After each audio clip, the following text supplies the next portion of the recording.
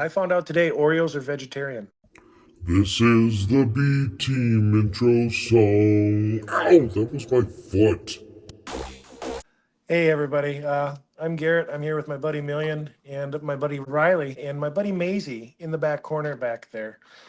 We've got a serious topic today. We're going to talk about stress, what that can lead to, suicide, crisis, all of that stuff. Before we get going, if you feel you need to talk to someone, feel free to email us at bteamtattoopodcast@gmail.com or on your phone, dial 988. That's a national number.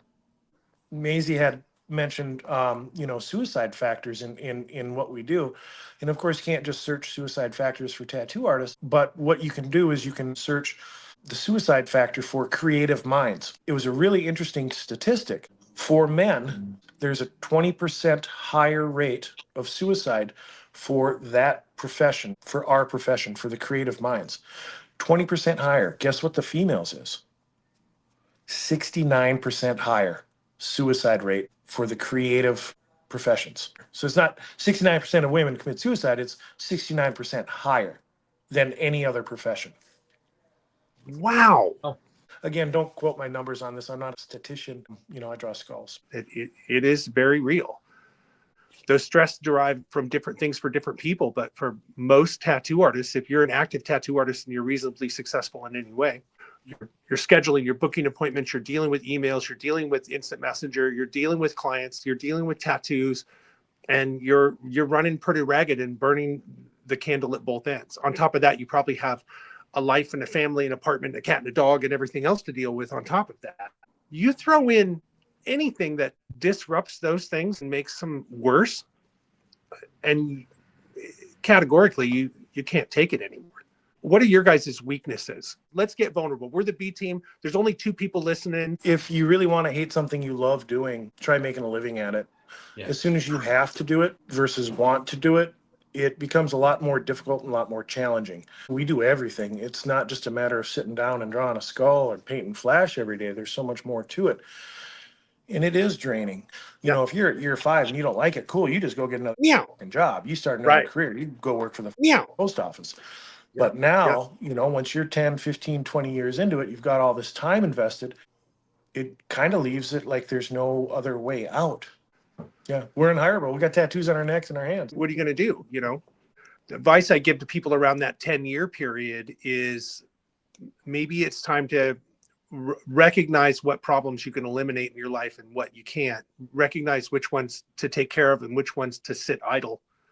Let them be a problem. You don't have to solve every problem today. For me, the tough part was learning how to say no. Like it was all the yeses. Like, yeah, I'll do that. Yeah, I'll do that. Yeah, I'll do that. I write big, and if it doesn't fit on a sticky note, I'm not doing it that day. So if more needs to be done, then it's either going to have to wait or it's going to have to pay enough to facilitate someone else doing it. Get some help, hire somebody, pay somebody, give them a percentage of what you're doing. If you charge $150 an hour and you're spending 2 hours doing emails, that cost you $300. Absolutely. Or you could pay somebody else $20 an hour that actually enjoys doing it. So now it costs you $40 and you just freed up 2 hours for yourself. There's people out there that just want to sit at home and do that. Yeah. So instead of just being like trying to find somebody to help you just do the emails, sit down and figure out what it is that you're having to do that you don't want to do. Is it social media? Do you have a teenager in your life? Pay them $50 or $100 to come into your shop for 1 day a week and record a bunch of content, and then bam. Absolutely. Tattooing is supposed to be fun. It is tough some days, like Million said earlier, saying no is a good way to get around that. You don't have to please everybody. These things do come with a cost. So if you're feeling a little heavy in the brain, heavy on the back, you're not alone. We're all going through it. That's part of the business, I guess. I think pride gets in a lot of the way, especially if you're a new guy or if you're at that 10-year mark. Pride definitely gets in the way. You don't want to look weak. You don't want to look like you can't handle stuff. So You just ride it out, and before you know it, you're in trouble.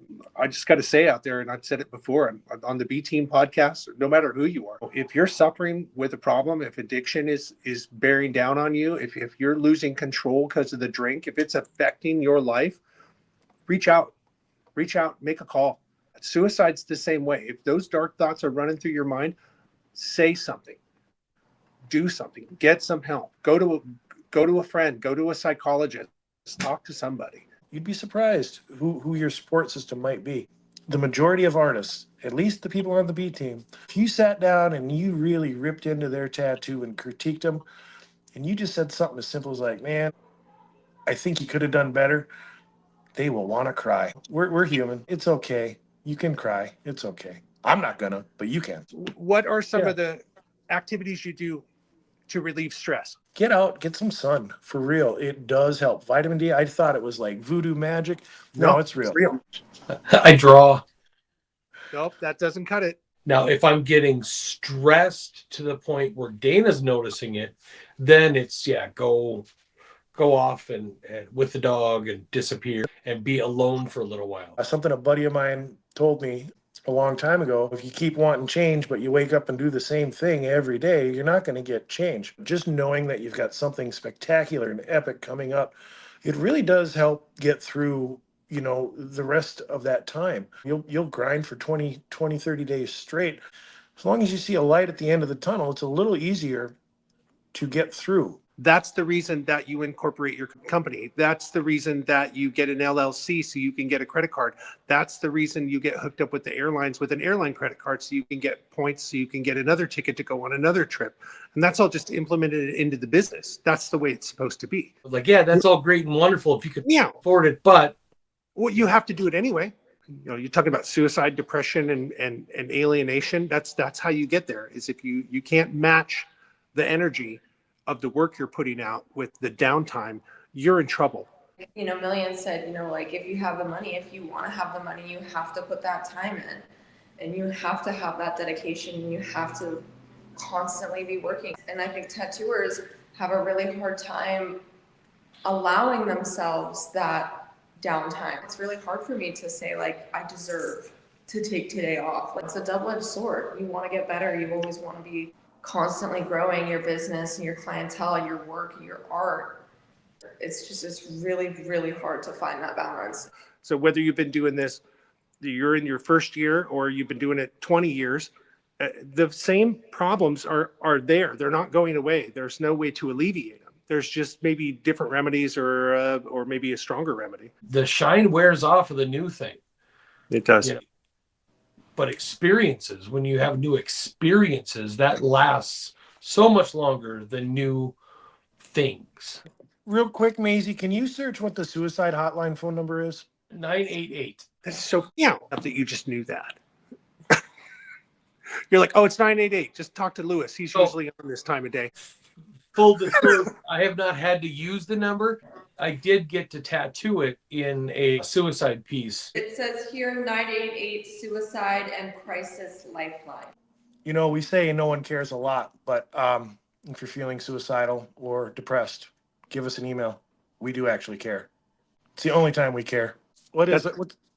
What's Yeah. an email? I'm looking at Maisie because I don't know. What's the question? What's the email for? The beat. Oh, Yeah. hold up.